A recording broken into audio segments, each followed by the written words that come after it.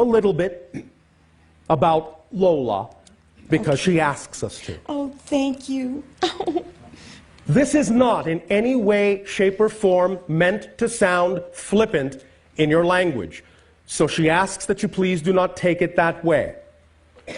But what she has learned is that one of the reasons energetically many people on your planet develop the disease known as cancer is because their energy is mostly, I can't, sir.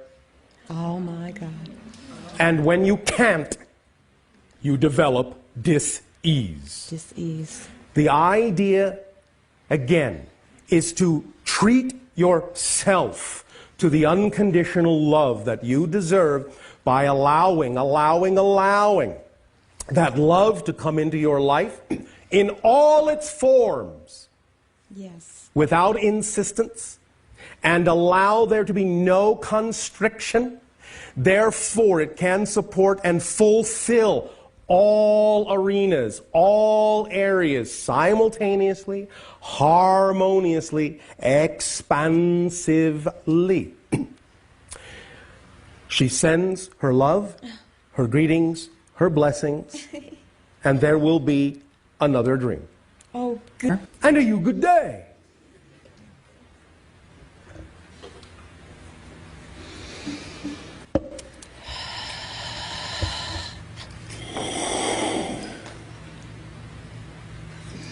And? How may I serve you today? By being your total self as much as possible. Is this something you're willing to do? Yes, can you show me? By being yourself as much as possible. By following, by acting on your excitement as much as possible. When you are willing to make the commitment to be yourself, when you extend that kind of energy into your world, it allows for more to also do the same. And when you allow more to do the same, to be themselves by being yourself as fully as you can, it allows for a new reality to exist in which our civilization and our reality can then someday more and more interact more closely with all of you. So just being yourself is all it takes. In any way, shape, or form your imagination so desires. All right? Tell me more. Yes, no, maybe? Please tell me more. About what? Okay.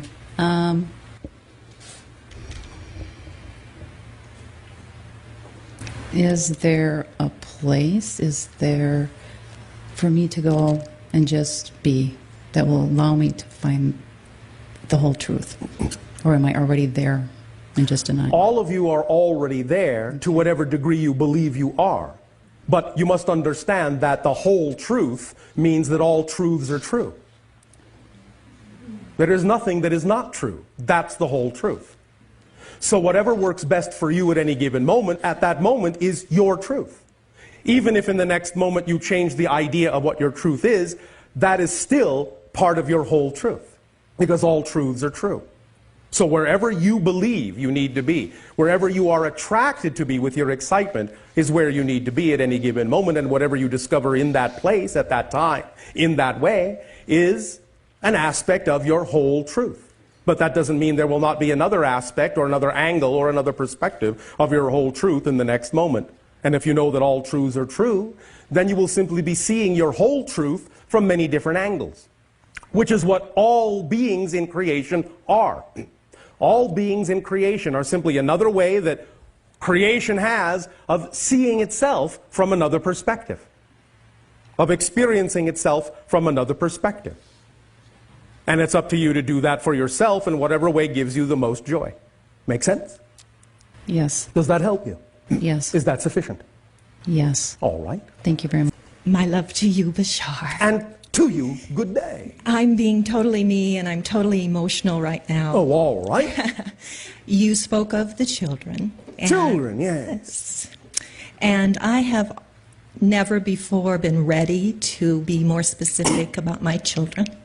And I am now. You're talking about the hybrids? Yes. Yes. Yes, absolutely. All right. I had a dream last night. It was very lucid that I was connected to a type of umbilical cord Yes. that was pulsing blood. Yes. And I was feeling the heartbeat. Yes. And was that one specific child of mine? Yes. And who was that, please? One moment. You understand it is up to you to name these children, yes? Yes, I do. And yes. They do not have names on their own because they don't need them. They're telepathic. What would you like to name this child? Suey. That's what comes out, is Suey. Is that simply an extremely exaggerated and literal expression of the word Sue? It could be, yes, Suey. Nickname. That makes sense. I do a lot of nicknaming. Sue. All right. What does Sue mean to you as a vibration? It's full.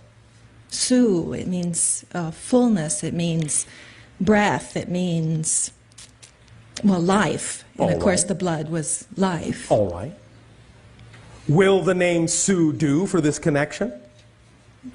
Yeah, because I just named her. Yes. All right. Yes, okay. Then, if you wish, stronger connection to Sue, now that you have a name, a vibration to associate with the child. When you go to sleep, fall asleep thinking of Sue and see what you get. Okay. All right? Yes. Perhaps it should be Suzy. Susie. Yes, Suzy. Susie. So call on Sue and see what happens. All right. All right? Okay, now, I do have another question. You have said this so many times before, and you said it again today, that the children are going to be here on Earth. Many of the hybrid children will ultimately be brought down and, in some sense, integrated within human society eventually, yes. And will these be my children? Will they be involved with this? Some of them. How many children do I have? Again, the idea is to understand that when we say your children, we are talking about different degrees of genetic material in some of these beings. The idea being that if there is at least 15%, you could, in some sense, say it is a child of yours. In that context, you're looking at about 30. Okay. And then in higher percentages? No, what we are saying is that is the higher percentage. Oh, okay, excuse me. Okay. If it is less than 15%, it is not as likely as much the idea of something that can be called your child. But above that, it can be. Oh, I understand. I understand. Now, last time we spoke, I had an interaction with my daughter who I saw on a ship when I was in India. Yes. And is she different than Suzy? Yes. And can she come closer now? You had said at that point that's as close as she could come. Call her either Mara or Maya and see what happens when you call that name when you drift off to sleep. Okay. All right? All right. My love to you. Is there something that from the children, I long to see them so much. Is there something? What flower reminds you of them most? Rose. You can have a different one for each if you wish. Calla lily is another. All right. Each one associated with a flower that you have in your home that you can visually see and have your senses stimulated by will form a stronger bond between you in terms of your ability to communicate and to receive communication from them. All right? Yes. That is from them. Oh, good. Flowers for mom. Good. Yeah. So that's why when we came home one day and the whole house smelled of fragrant, that was them. Yes. Great. All right, good day. And to you, good day. Hello. I guess I have a question that I've been pondering a lot in my life right now, and I understand from what I've heard you say in the past that the all is the one and the one are the all. Yes. And that's one it of the- is, in that sense, what we refer to as the second law of creation. Right. Well, I guess maybe it's just because of my own perception, I have a tough time getting my mind around that. Are we all uniquely individual? Yes. But then again, at the same time, we're all the same. No, not the same. Okay, that's- You are all the one. Okay. You are different, individual, unique aspects of the one. That doesn't mean you're the same. And when we see similarities in people in our lives, that's because that's who we're attracting to us, and that's where we're choosing. Sometimes even differences can be attractive. It doesn't have to be similarities. But the idea of attractiveness is simply the idea that that may be the individual you need to interact with or get a reflection from at that moment, and that's why you're interacting. Doesn't mean they have to be similar to you. When two people are different and experience the same thing, and they're taking away from it totally separate experiences, then can it be a strength then, or can that sometimes be detrimental to people? I mean, it depends on how you use it.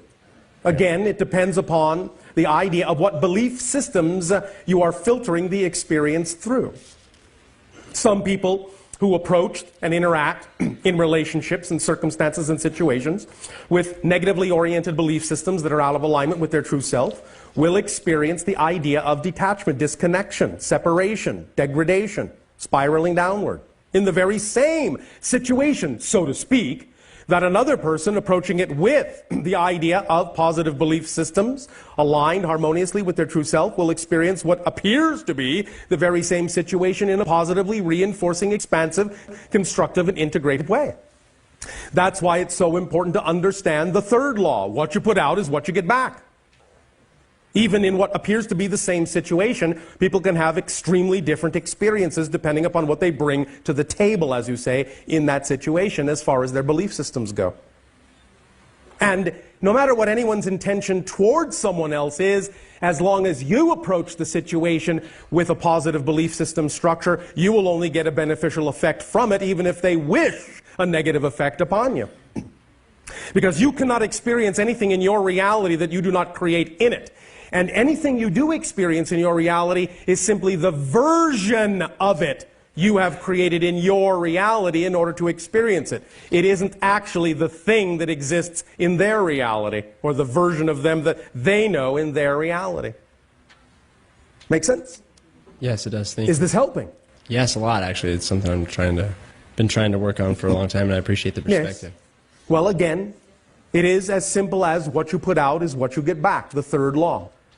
First law, you exist. That will never change. Can't do anything about it. Go ahead, try. You may change your form, but you will always exist if you exist now, because existence only has one quality: to exist. Existence cannot become non-existence. That's another quality. Non-existence is already full of all the things that will never exist. There is no room in non-existence for the things that exist. So if you exist, you exist. And you always will and always have. Again, law number 2. The one is the all. The all together are the one. Law number 3, what you put out is what you get back. What some of you euphemistically call the law of attraction. Law number 4, everything changes except the first 3 laws. But even the 4th law changes. Constant change becomes non-change, and that's the first 3 laws which never change, which then create the 4th law in which everything changes except the first 3 laws which never change, which create the 4th law where everything changes except the first 3 laws which never change. And so you have the complete cycle of creation manifesting itself in ever-expanding spirals of self-experience through all of the different facets it has created itself to be and experiences itself through. All of you, all of us, all of all beings, of all types, throughout creation. In relationship with each other, in order to reflect to each other what the other needs to know to be the fullest self they can be. That is the service in a relationship. Does that make sense? Thank you. Blessings, Bashar. And to you, good day. I'm here through my highest joy. All right. Traveling in the unknown. I'd like to say blessings to everybody else for being here as well, just sharing this experience. My question is, I have an 8-year-old daughter, and me and my wife are aware of the changes that are happening, aware of alien beings, yes, and I just wonder how we translate that across to a child who is being taught academically in a world that I believe is changing and doesn't really fit into what she's being taught. As the parents, you cannot find within your imagination a way to transmit this information to your child. So in a sense, I suppose what I'm trying to say is to be ready for the questions that are going to come from my child. Yes. To things that are going to be happening. And for Yes, her, and understand that in many cases your child may know more than you do. yeah. Remember, the children being born on your planet at this time are not just a new generation. They are a different species. They remember more than you did. The idea thus then is to simply be in the proper state to address the things that they will question you about that are representative of these things, and to provide an environment, an interactive environment that allows them to explore what excites them in the manner that excites them. It's not that they can't learn all the different things that they may need to learn on Earth, but the idea is to provide them with an environment that allows them to explore these things in a manner that's representative of what excites them, so they will have the appropriate context in which to relate to it to themselves. Does that make sense? Yes, it does. Interactivity, the idea of simply presenting to them different options, letting them work out the consequences of the ideas that you present to them will be one of the strongest things you can do for your children. Not telling them what the consequences will be, asking them if they understand what the consequences of this action are, what the consequences of this decision might be. Let them explore their ability to determine consequences from choices, and you will give them the tools they need to live life to the fullest. Does that make sense? Yes, it does. Does that help you? Yes, thank you, Bashar. Thank you. Also, remember, there is a reason that storytelling is so strong and so lasting.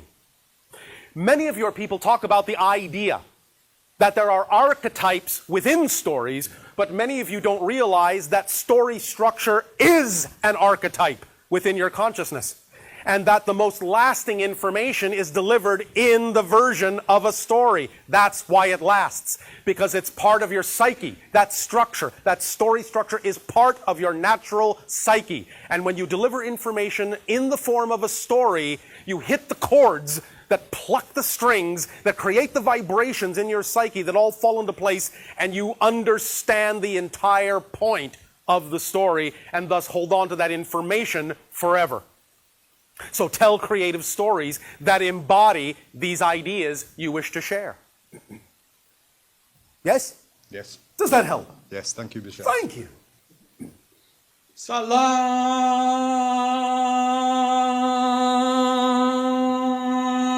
Bashar. And good day to you. Thank you. Shiva. Allah. My name is Saeed. I represent the Alien Shift Group, New Yes. Hope for Humanity, Bashar. Yes. I would like to thank you for joining us. I would like to welcome you. We thank you for the co-creation and the opportunity to transmit in this way. All the alien shifters, Starfleet, ground crew, and all the infinite beings who around us in different dimensions are watching us, transmitting and receiving. We love you and we send you a good positive energy. We thank you. Our unconditional love to you all, and our greatest message of reminding you is that you are all equal to every being in creation. That is a very good explanation. We are not better than you. We are just different. Can we ask you, how would you define Elohim and Allah as two religions versus Creator God or Elohim or Allah? Elohim is the idea of a reference to a race of high-dimensional beings. All that is made of God. If it is truly the idea of something that is omniscient, omnipotent, then it has to be everything in order to be so. So everything is made of God. God is all that is. Thus then it is holographically structured so that every component is also all that is from a particular point of view. So each and every one of you, each and every one of us, are all the different ways that all that is has of experiencing itself. Nicely said. Why, thank you. Also, may we ask you how many alien groups or ET entities in this domain with us at this time present in our dimension? When you say present in your dimension, that could be on or off the earth. Thus then, at this particular moment, you are being interacted with by, at this moment, 17 groups. At this moment. And how can we make this interaction faster? And You know the answer to that already. We have already answered it several times today. Right. Thus then, allow yourselves to understand the importance of the simplicity of the idea. Be yourself as best as you can. Act on your highest joy every moment that you can to the best of your ability, with integrity, without expectation. Be open to working in balance between the physical and higher mind so that you can function as a whole person. Do not overtax the physical mind and give it more than it is designed to do. Let the higher mind do its job. So the alien shift, it is in process, and we are shifting with you. You are shifting now, shifting now, shifting now, shifting now. That was 4 different entire universal realities. Completely, utterly, and totally. Take me literally. It is not an analogy. This is a new reality. This is a new reality. This is a new reality. This is a new reality. This are new realities in totality. Exactly. So nothing can stop this shift. No negative force can come in between us. Nothing can stop shifting. The issue is any idea of alignment with negative vibrations will simply determine how you experience your shifting. It's not about the idea that the shift can be stopped. It's about the idea of what kind of shift are you going to experience based on your own chosen frequency. So whatever it is you decide to align yourself to as an idea, as a frequency, will determine how you experience the shifts you are constantly going through anyway. Now, yes, you have some degree of collective agreement. And that's why when you shift to another reality, every single moment, you can, to some degree, still experience representative versions of other people in that reality who are also agreeing to share that new shift, that new reality with you. But bit by bit, as you go through this time frame that we have called the span of 5 years, from 2010 to 2015, and 2012 being in the center, you are also heading for what we call a vibrational splitting prism. The idea is that now you can have a jumble of vibrations, but when you go through that splitting prism, all the vibrations will start to diverge. There will be a time for many years where you can still cross-connect, but as the vibrations diverge, it will be harder and harder and harder to live in a reality that you are not the vibration of. And thus then you will see that those that are not of your frequency eventually will no longer be around. You will simply no longer see them. You will wonder where they went. Thank you. Bashar, do you see Los Angeles and Southern California being in danger of any earth changes that we should leave at this time, or it's very There crucial? is the potential in the next year or two for you to experience a little bit of shaking. We wouldn't worry about it. There is no shift into ocean or any pole shift that... Is that the reality that you prefer? No. Then we will assume you will not shift to that earth. Because that is a real earth. The question is it yours? We are staying here. We love this area. Thank you. And we love you. And our unconditional love to you all. we will extend to you once again our deepest appreciation for this co-creation and allowing us to transmit this information to you in this way. We bid you all an extremely fond, exciting, and creative good day. Thank you. Salam alaikum.